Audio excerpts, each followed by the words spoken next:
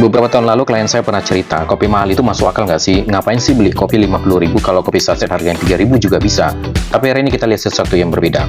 Starbucks penuh, janji jiwa punya lebih dari 1.000 outlet di Indonesia.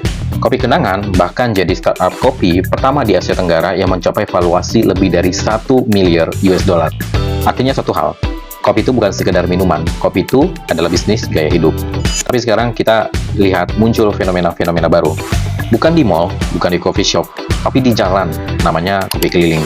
Sekarang kita lihat nih, kopi keliling ada di mana-mana. Ada yang pakai sepeda, ada yang pakai gerobak dorong, bahkan sepeda listrik. Pertanyaannya sederhana, ini peluang bisnis besarkah atau cuma tren sesaat? Kalau kita lihat dari teori bisnis, fenomena seperti ini pernah dijelaskan oleh Clayton Christensen lewat konsep disruptif innovation-nya dia. Perubahan industri sering datang dari pemain kecil yang masuk dari segmen bawah. Lebih murah, lebih sederhana, tapi lebih mudah diakses. Dan kopi keliling sangat mirip dengan pola ini. Model sederhana seperti Starling sebenarnya sudah ada lama, khususnya di Jakarta. Kopi saset, sepeda, modal kecil, tapi fleksibel. Tapi sekarang, modelnya mulai naik level. Di Indonesia, sudah mulai muncul brand-brand yang benar-benar membangun model kopi kelilingnya yang lebih modern. Contohnya, Jago Coffee. Mereka menggunakan sepeda listrik dan konsep mobile coffee shop-nya dia.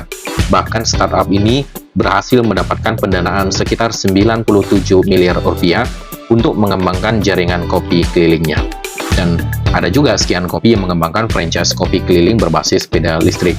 Artinya konsep kopi keliling mulai bergerak dari sekedar pedagang jalanan, kini menjadi model bisnis yang lebih terstruktur. Kenapa sih model ini tiba-tiba banyak di Indonesia? Karena ekonomi kota kita berubah. Sewa ruko sekarang mahal, parkir mahal, kota makin padat. Tapi orang tetap butuh kopi kan? Jadi model bisnis yang fleksibel dan mobile mulai menang. Kalau Starbucks modelnya menunggu orang datang ke mall, kopi keliling justru mendatangin orang. Ini sebenarnya bukan sekedar jual kopi. Ini merupakan perubahan model distribusi. Produknya sebenarnya sama, yang berubah itu adalah cara kopi itu sampai ke konsumen.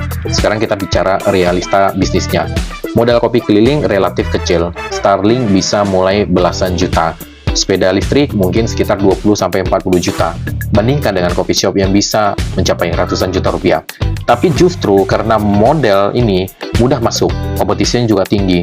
Banyak orang hitungannya terlalu sederhana. Kalau jual 100 cup sehari, margin 5.000 berarti dapat 500.000. Secara teori sih bagus. Tapi realitanya ada cuaca, lokasi sepi, bahkan tidak habis dan tenaga operasional. Kalau tidak punya sistem bisnis ini sangat bergantung pada stamina kamu. Sekarang kita lihat unit ekonomi sederhananya.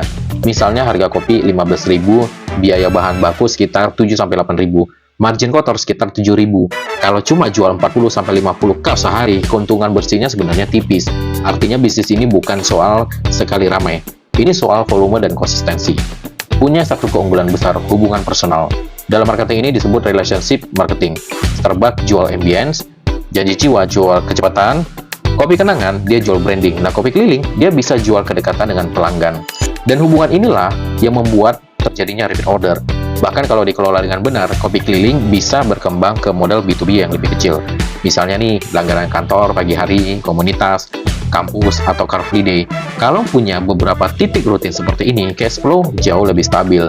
Jadi sebenarnya kopi keliling bukan tren yang kosong sebenarnya. Ini merupakan adaptasi terhadap ekonomi kota yang sekarang cepat berubah.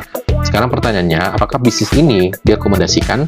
Jawabannya, ya iya, tapi nggak untuk semua orang. Kalau kamu cuma ikut FOMO, kemungkinan besar sih akan cepat berhenti. Tapi kalau kamu punya positioning yang jelas dan sistem yang rapi, bisnis ini bisa berkembang jauh lebih besar. Sekarang saya tutup dengan satu pertanyaan. Kalau kamu lihat kopi keliling, mungkin kamu cuma lihat gerobaknya, tapi saya melihat ini merupakan distribusi yang lebih mikro. Saya melihat ada brand exposure yang sedang berjalan.